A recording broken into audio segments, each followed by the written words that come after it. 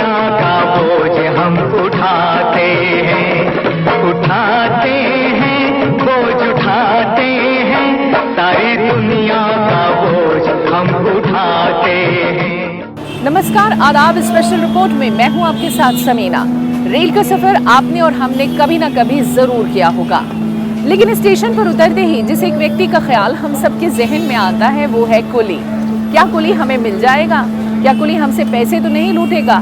क्या कुली ये जो इतना सारा सामान हम अपने घरों से लेकर निकले हैं वो सही तरीके से हमारी गाड़ियों में लगवा देगा?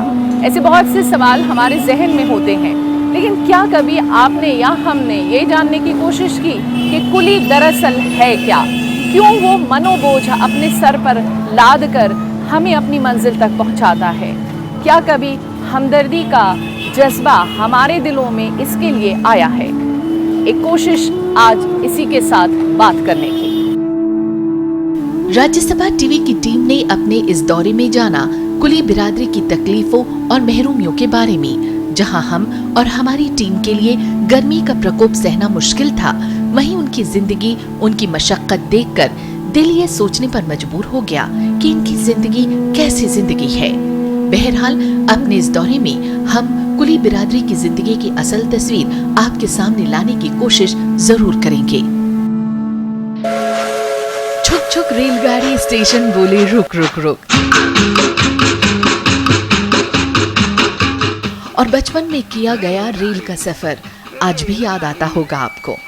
लेकिन इस पूरे सफर में स्टेशन पर जैसे ही रेलगाड़ी थमती है तो बहुत सी आवाजें सुनाई देती हैं। सारी दुनिया का बोझ हम उठाते हैं। और फिर कई सारे लाल कुर्ता पहने, बाह पर बड़ा सा बैज लगाए जिस पर खुदा होता है एक नंबर, जो दरअसल इनकी पहचान है, कंपार्टमेंट में दाखिल होते हैं। और फिर सिलसिला शुरू होता है सामान की लदाई का। लोग जाते हैं, हम यहीं पे खड़े रह जाते हैं। सारी दुनिया का बोझ हम उठाते हैं। क्या कभी आपके जहन में ये सवाल आया कि ये तबका जो सारा सारा दिन हमाली करता है, अपने सर पर मनोबोझ ढोता है, इसका अपना वजूद कैसा है?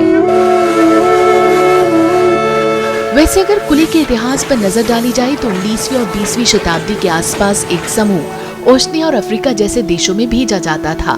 वो बागों, खदानों और रेलवे में काम करता था।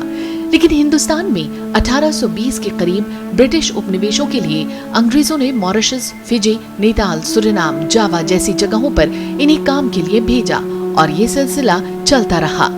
1853 के वक्त पहली ट्रेन हिंदुस्तान के बुरी बंदर और थाने के बीच चली और इसी के साथ हिंदुस्तान के रेल नेटवर्क को ऐसे बहुत से लोगों की जरूरत पड़ी जो लदाई और ढुलाई का काम कर सके। और इस रूप में बहुत से अकुशल मजदूर रेल नेटवर्क के साथ जुड़े, जो बाद में कुली के रूप में पहचाने जाने लगे।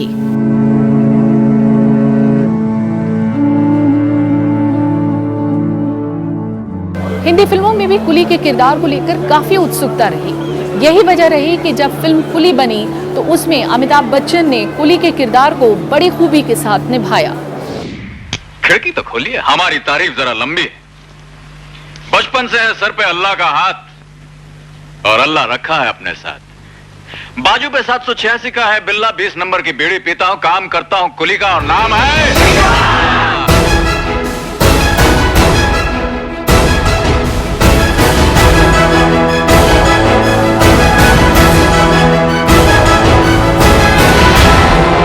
क्या बात है अल्लाह।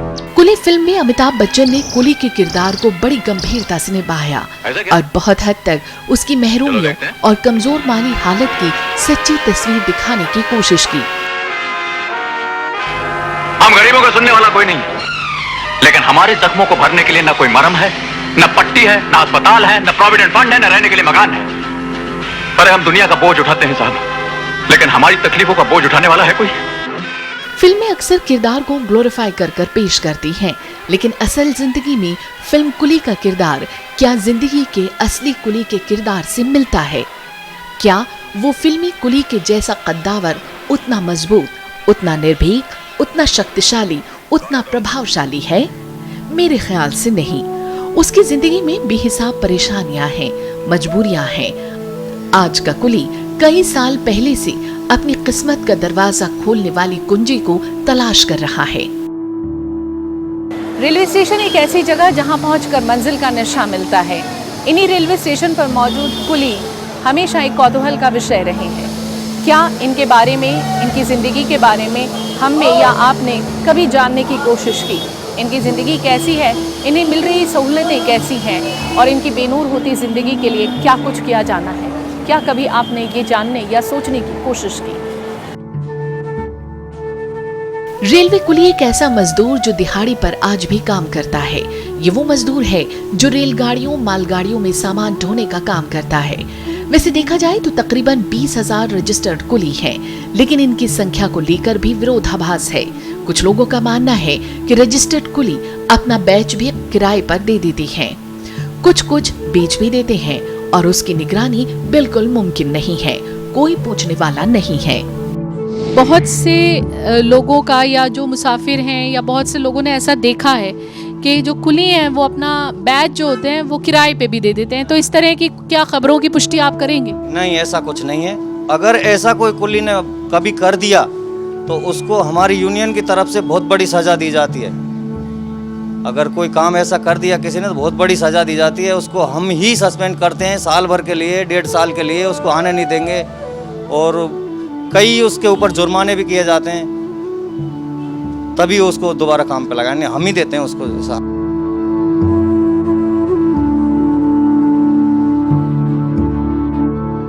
बेशक हिंदुस्तान ने हर क्षेत्र में तरक्की की है, लेकिन स्टेशन पर मौजूद इन कुलियों की एक अलग ही दुनिया है। मटमैली वर्दियां, सूनी आंखें और उदास चेहरे बहुत कुछ कह जाते हैं। बहुत से अनकहे सवाल इनके चेहरे पर दिखाई देते हैं और शायद सबसे बड़ा सवाल ये कि क्या इनकी ज़िंदगी ऐसी ही रहेगी? क्या इनकी ज़िंदगी में कुछ बेहतर हो पाएगा? क्या इन्हें वो सहूलतें मिल पाएंगी जिनके ये हकदार हैं? ऐसे बहुत से सवाल इनके चेहरे पर देखे जा सकते हैं। देखा जाए तो कुली भारतीय रेलवे के अंतर्गत नहीं आते। इनको सिर्फ यात्रियों की सहूलियत के लिए अनुबंध पर रखा जाता है। रजिस्ट्रेशन की प्रक्रिया में चयन होने के बाद कुली को एक बार 10 रुपए सिक्योरिटी डिपॉजिट करनी पड़ती है, जो रिफंडेबल होती है। जहां तक वेतन या अन्य प्रकार की सुविधा की बात की जाए तो वो इन्हें नहीं मिलता है। मौजूदा दौर में दिल्ली में हजारों की संख्या में कुली मुसाफिरों की सेवा में मौजूद हैं। बहुत से ऐसे हैं जो अपना घर बार छोड़कर यहाँ पहुँचे हुए हैं, अपने परिवार के लिए कुछ पैसा कमा सकें ताकि घर के हालात कुछ सुधर सके। लेकिन वो यहाँ किन हालात से दो चार हो रहे हैं, आइए देखते हैं। हमारे बुजुर्गों के लिए कोई सुविधा नहीं है स्टेशन पर, कोई पेंशन नहीं है, ना हमारे लिए कोई पेंशन है। हम रिटायर हो जाते हैं, हमारे लिए कोई सुविधा नहीं होती है। रिटायर होने के बाद भी हमें कुछ नहीं मिलता है। यह है, हमें पेंशन होनी चाहिए और भी ऐसी कई समस्या हैं जिसका कोई हल नहीं है रेलवे के पास हमारे लिए। हमें मेडिकल सुविधा होनी चाहिए। कुल मिला के बात यह है, फैमिली सहित हमारे बच्चे बीमार हो जाते हैं, हम बीमार होते हैं, हमें कोई सुविधा नहीं मिलती। हमें छोटी छोटी गोली देते हैं, हमें बस उनको दे के हमें भगा देते हैं वहाँ से अस्पताल से। बाकी और कोई सुविधा नहीं है हमारे लिए। 1500 आदमी है, एक छोटा सा हॉल दे रखा है हमें और उसमें कहा जो बैठने को भी जगह नहीं मिलती है। समस्या तो है कि गुजारा नहीं होता, काम ही नहीं है यहाँ स्टेशन पे। पहली बात तो यहाँ बहुत कम परसेंटेज कुली करता है। VIP आता है, खींचता है, एक हैंडल चल भाई। राजधानी शताब्दी का है, भीड़ भाड़ सब खत्म हो गई है यहाँ से। आनंद विहार स्टेशन बनने से यहाँ सब कुछ खत्म हो गया है। यहाँ 20% पैसेंजर कुली नहीं करता है।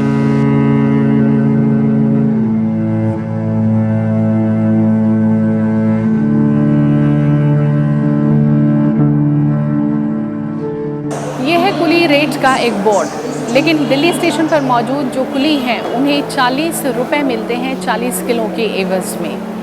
साल 2009 से इस लिस्ट में कोई बदलाव नहीं किया गया और जिसकी वजह से ये काफ़ी बुरी हालत में भी हैं। 40 रुपये का वैसे तो हमारा रेट है मैम, 40 रुपये है 20 मिनट तक के लिए। अगर और वेट करना पड़ता है तो हमारे 80 रुपये हो जाती है, लेकिन उसकी कोई वो नहीं है। और पैसेंजर 80 रुपये बता दिया तो हमारा नंबर खोल लेते हैं। वो ये नहीं देते कौन सी गाड़ी है, कितना वेट है इसके अंदर और कितना क्या, वो कुछ भी नहीं पूछते हैं मैम। गर्मी का टाइम है, 40 रुपये में 1 पौन किलोमीटर 40 किलो वजन सर पर रखा होता है तो कितना दूर पड़ जाता है। और 40 रुपये की रेट है 2009 की।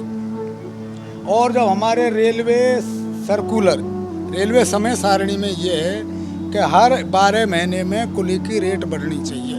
लेकिन रेलवे अफसरों ने हमारे साथ में दुर्व्यवहार कर रखा है, सौतेला व्यवहार कर रखा है। उधर सिकंदराबाद में 60 रुपये की, और एक वो मुजफ्फरपुर का कुली था, उसका मैंने पास देखा है, उसका 5 महीने का पास, फ्री पास गुवाहाटी से और जम्मू का बनवाया है उसने। मुजफ्फरपुर का मैंने खुद देखा है, और यहाँ 2 महीने से एक ऊपर दिन भी फालतू। वहीं कुलियों के मेहनताने को लेकर रेलवे प्रशासन की सोच कुछ यूं है। 2009 के बाद रेल प्रशासन ने कुलियों के जो रेट है उसमें कोई चेंज नहीं किया है। मुझे लगता है कि उनकी डिमांड जो है जेन्युइन है, और रेल मंत्रालय इस पर जरूर विचार करेगी, और इसको टाइम पर रिवाइज किया जाता है, बट आई थिंक टाइम है कि अब इसको रिवाइज किया जाए। निजी और सरकारी क्षेत्रों के कामगारों का साल भर में महंगाई भत्ता बढ़ जाता है, लेकिन कुलियों के भाड़े में इजाफा नहीं होने की वजह से उनके लिए इस दौर में घर बार चलाना मुश्किल हो चला है। साल भर में वर्दी मिलती है, और जो पास मिलता है उस पर साल में सिर्फ एक बार यात्रा कर सकते हैं। इनके बच्चों को इस पास पर यात्रा करने की मनाही है। 2 महीने का पास है कई सालों से, लेकिन उसको हम 4 महीने का करवाना चाहते हैं, लेकिन कई बार हम गए भी DRM ऑफिस, कोई हमारी सुनता नहीं है वहाँ पर। हर तीसरे साल महंगाई भत्ता बढ़ता है, जबकि हमारा कोई मतलब महंगाई भत्ता नहीं बढ़ता है।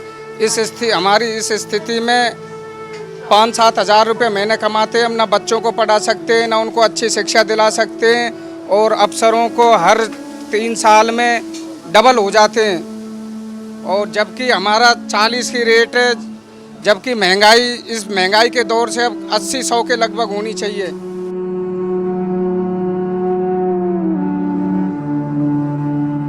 वहीं स्टेशन पर कुली विश्राम घर काफी छोटा सा है। कुलियों के अनुसार ड्यूटी पर मौजूद कुलियों के बैठने के लिए पर्याप्त जगह नहीं है। शौचालय, पीने का पानी और सुविधाओं की कमी के चलते इनके बीच निराशा का भाव है।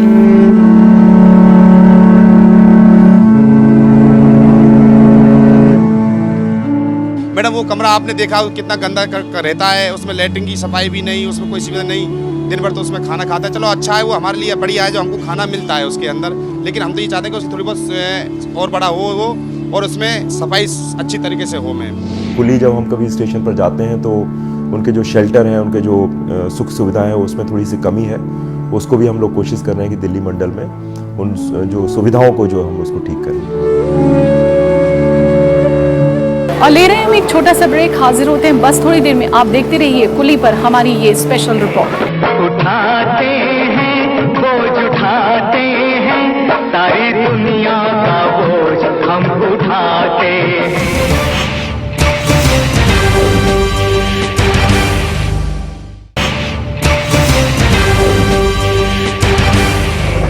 उठाते हैं बोझ उठाते हैं, सारी दुनिया का बोझ हम उठाते हैं। और ब्रेक के बाद हम एक बार फिर हाजिर हैं। आप देख रहे हैं कुली बिरादरी पर हमारी ये स्पेशल रिपोर्ट।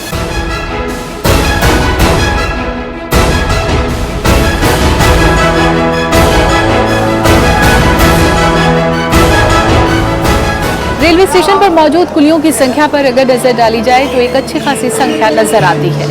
वहीं अगर दिल्ली की बात की जाए तो कुलियों की संख्या नई दिल्ली रेलवे स्टेशन पर 1237 है, आनंद विहार रेलवे स्टेशन पर 57, पुरानी दिल्ली रेलवे स्टेशन पर 362 और हजरत निजामुद्दीन रेलवे स्टेशन पर 503 कुली काम कर रहे हैं। सुबह से लेकर दिन रात तक सिर पर बोझा उठाने वाले कुलियों को लेकर मुसाफिरों की अपनी शिकायतें हैं। उनका ये कहना है कि जब त्योहार का समय होता है और भीड़ बहुत ज्यादा होती है तो कुली उनसे ज्यादा पैसा वसूलते हैं। सर कुली की प्रॉब्लम ये है कि वो बहुत तंग करते हैं पैसों के लिए। आपके पास 2 लगेज हैं, उन्होंने फालतू पैसे मांगने हैं, और बिना पैसे की बात करें उठा के चले जाएंगे प्लेटफॉर्म पे, और वहाँ जाके 700 रुपये हो गए। आप बार्गेनिंग कर नहीं सकते। यहाँ पर फिक्स होना चाहिए प्राइस कि एक प्लेटफॉर्म के इतने, 2 के इतने, 1 लगेज के इतने, 2 लगेज के इतने, ताकि जितने भी आते हैं लोग उनको तकलीफ ना हो। किसी भी गाड़ी का पैसेंजर स्टेशन पे 2 घंटे पहले आना चाहता है, और वो कुली से कहता है ये सामान ले चलो गाड़ी में चढ़ाओ, तो उसका वेटिंग वगैरह सब कुछ चालू हो जाता है। अब कुली तो उसको लमसम करके पैसा बता देता है, 150 जो भी बताना है, 10-20 उसमें कमती बढ़ती करके ले जाते हैं उसको। किसी पैसेंजर की समझ में नहीं आती, नंबर तो लिखा है, मोबाइल से डायल करा, चलो साहब कंप्लेंट कर दिया, सुबह अलाउंस हो जाता है, लो बिल्ला छीन लिया, 15 दिन के लिए घूमो।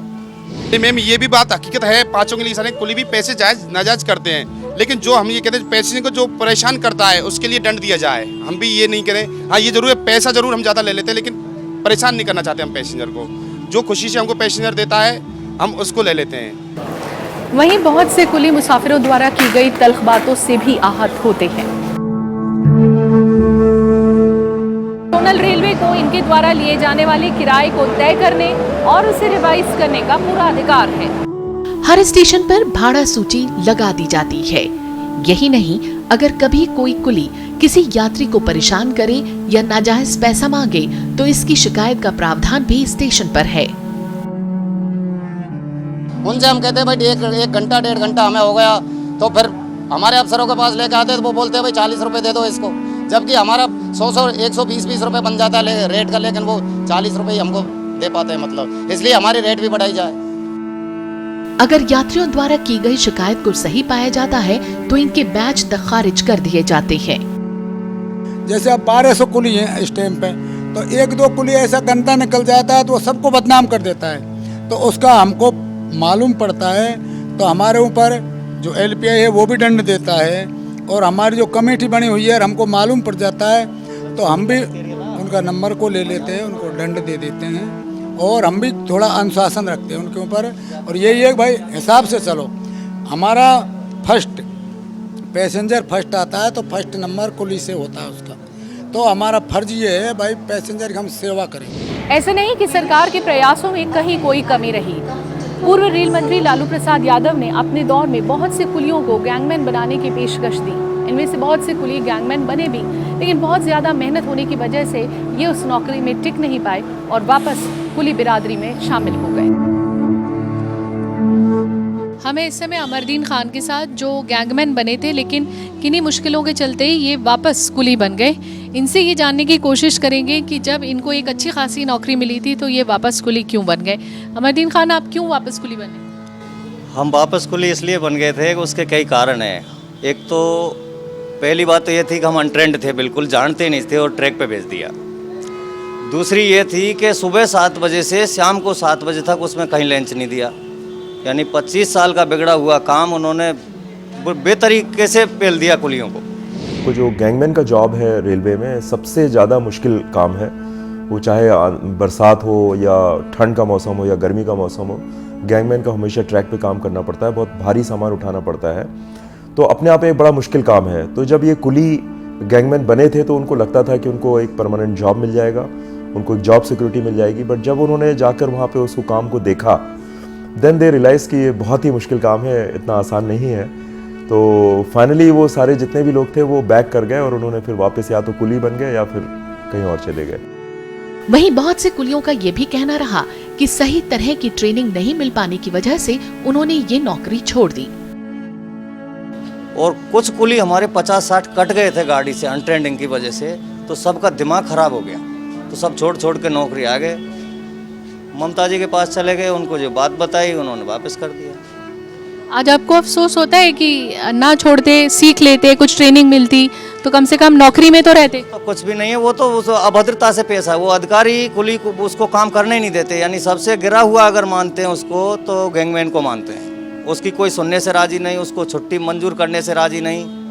रेस्ट एक मिलता है हफ्ते में तो उसकी भी मंजूरी लेनी पड़ती है घर जाने को, ऐसा कानून है।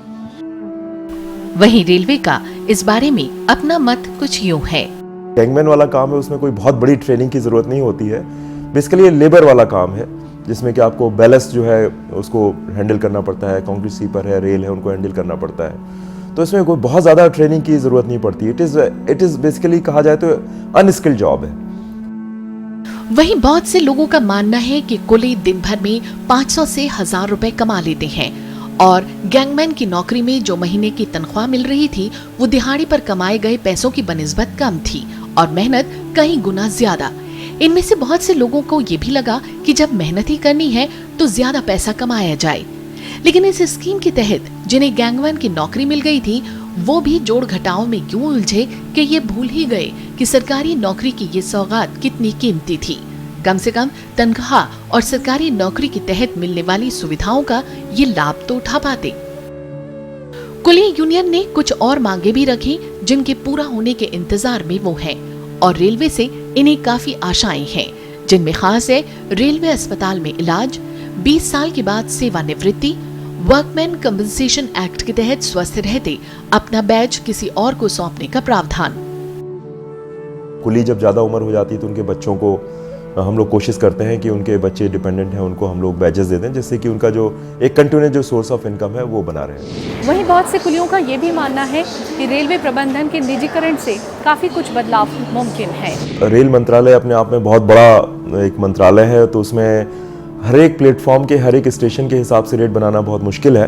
बट आपका कहना सही है, जैसे आप नई दिल्ली स्टेशन की बात कर रहे हैं कि अगर पहाड़गंज साइड से प्लेटफॉर्म नंबर 16 में जाता है तो अच्छा खासा डिस्टेंस ट्रैवल करना पड़ता है, तो उसके रेट अलग होने चाहिए। रेट जो हमारे बने हुए हैं वो ये है कि 40 किलो का वजन 20 मिनट तक अगर पहुंचा देता है तो रेट है 40 रुपए का। मेरा ख्याल है कि इसमें रेल मंत्रालय को भी विचार करना चाहिए और एक रेट को जब बनाते हैं दोबारा रिवाइज करते हैं तो ये चीज़ों का भी साथ में ध्यान रखना चाहिए। वहीं रेलवे राज्य सरकारों के जरिए लागू की जा रही योजना में गरीबी रेखा से नीचे के लाभार्थियों को शामिल करने में सहायता कर रही है।